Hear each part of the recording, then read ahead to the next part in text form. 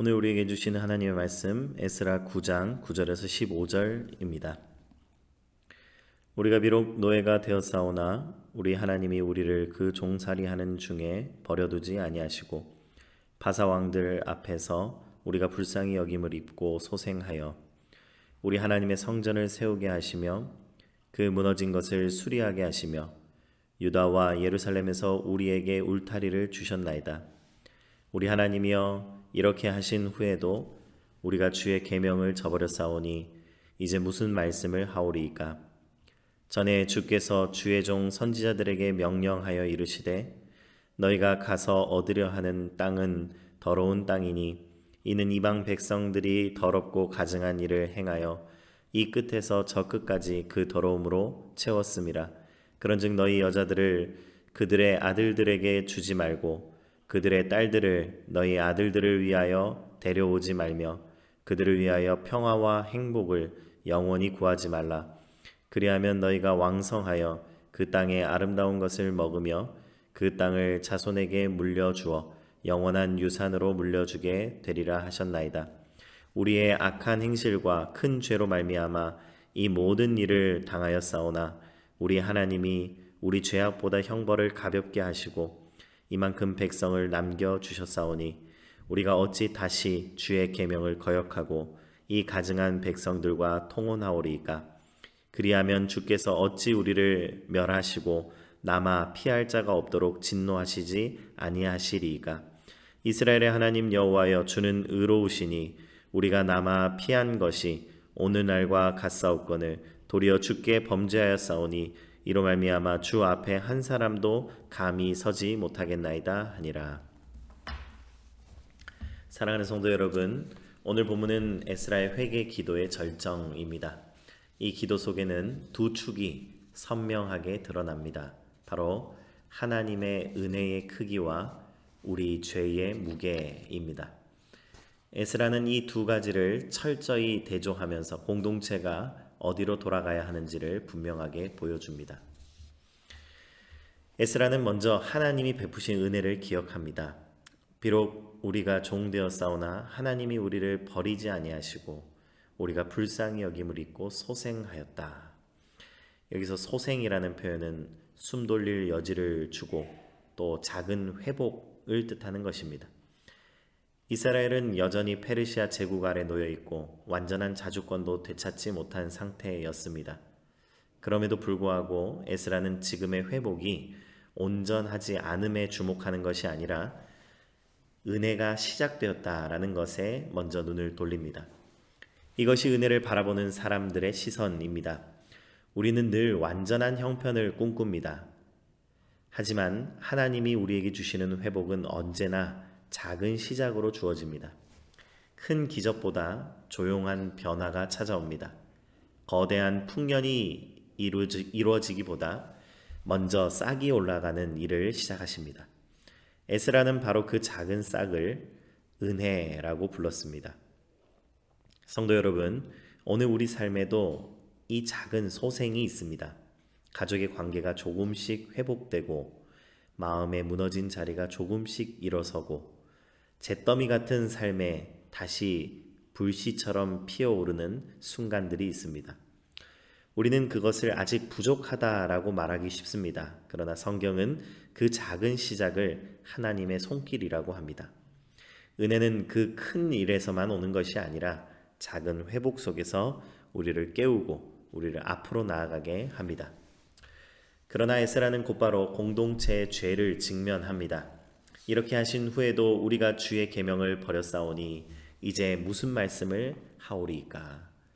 이렇게 하신 후에도 라는 말이 에스라의 기도에서 특히 무겁게 다가옵니다.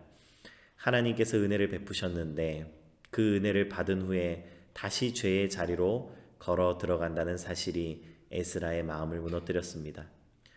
병상에서 겨우 일으켜 세운 이를 다시 스스로 병들게 하는 것처럼 회복시켜 놓은 이가 다시 무너지는 것처럼 은혜 이후의 죄는 더 깊은 상처를 남깁니다. 13절 말씀에 보면 에스라는 말합니다. 하나님, 우리가 당한 형벌은 우리의 죄와 비교하면 가벼운 징계였습니다. 포로 생활은 이스라엘의 자초한 길이었지만 하나님은 그들을 완전히 버리거나 끊어내지 않으셨습니다. 오히려 다시 돌아올 길을 열어주셨습니다. 성도 여러분, 오늘 우리의 죄가 무거운 이유는 하나님이 우리에게 베푸신 은혜가 크기 때문입니다. 은혜가 클수록 그 은혜를 외면하는 죄는 더 무겁게 느껴질 수밖에 없습니다. 하나님이 우리를 사랑하시고 우리를 지키시고 우리의 걸음을 살리셨다는 사실을 아는 사람, 그 사람은 결코 죄를 가볍게 여길 수 없습니다. 오히려 작은 것일지라도 더 무겁게 다가옵니다. 죄는 단지 규율을 위반한 것이 아니라 하나님의 은혜에 대한 응답의 실패이기 때문입니다. 여러분, 에스라의 기도가 우리에게 감동을 주는 이유가 무엇입니까? 이 기도는 요청이 거의 없는 기도입니다. 그는 용서해 주십시오, 다시 세워 주십시오라고 섣불리 말하지 않습니다. 먼저 그는 죄의 진실을 있는 그대로 드러냅니다. 우리가 이 죄 가운데 남아 있습니다. 하나님 앞에 우리가 어떻게 서겠습니까? 이것은 하나님과의 관계를 회복하는 가장 건강한 방식이다라고 말할 수 있습니다. 회개는 하나님 앞에서 스스로를 정직하게 드러내는 것에서 시작합니다. 우리는 종종 회개를 일종의 문제 해결 도구처럼 사용할 때가 있습니다.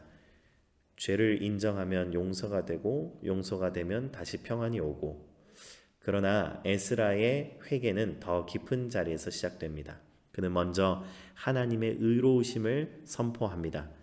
하나님이 의로우시다는 사실 앞에 서면 우리의 모든 변명이 무너집니다. 회개는 결국 하나님의 성품 앞에서 이루어지는 행위입니다. 은혜와 의로움이 동시에 있는 그곳에서만 참된 회개가 일어날 수 있습니다. 에스라는 마지막에 말합니다. 13절 말씀에 이만큼 백성을 남겨주셨사오니, 이 말은 심판을 피한 자, 우연히 살아남은 자라는 뜻이 아닙니다. 남은 자라는 것은 하나님이 남겨두신 것입니다. 하나님의 목적을 위해서 보호받은 사람입니다. 성도 여러분, 오늘 우리는 은혜로 남겨진 사람들입니다. 우리의 실수와 모든 허물에도 불구하고 하나님은 우리를 버리지 않으셨고 지금 여기에 남게 하셨습니다. 남아있다는 것은 사명입니다. 다시 시작하라는 부르심입니다. 하나님이 우리 앞에 놓으신 이 은혜의 자리로 돌아오라는 초대입니다. 사랑하는 성도 여러분, 에스라의 기도가 우리에게 들려주는 메시지는 분명합니다. 은혜는 크고 죄는 무겁습니다. 그러나 그 무거운 죄를 직면할 수 있는 용기, 그 죄를 은혜 앞에 드러낼 수 있는 용기, 그리고 다시 설 수 있는 소망, 이 모든 것들은 그것보다 더 크신 하나님의 은혜에서 비롯되는 것입니다. 오늘 우리는 그 은혜 앞에 서서 우리의 죄를 솔직하게 고백할 수 있습니다. 변명할 필요도 숨길 이유도 없습니다. 하나님은 이미 우리를 살리셨고 지금도 우리를 남은 자로 세우고 계십니다. 그러므로 우리는 다시 은혜의 자리로 돌아갑시다. 하나님의 의로우심 앞에 겸손히 서고 은혜의 깊고 넓은 품 안에서 새롭게 시작하는 우리 모든 성도님들 되기를 축복합니다. 제가 기도하겠습니다. 사랑이 많으신 하나님, 우리 공동체와 우리의 삶이 은혜의 크기를 기억함으로 죄의 무게를 제대로 직면하는 믿음의 공동체가 되게 하여 주시옵소서. 정직하게 죄를 직면하고 오직 하나님의 은혜로 거듭나게 하여 주시옵소서. 예수님의 이름으로 기도드립니다. 아멘.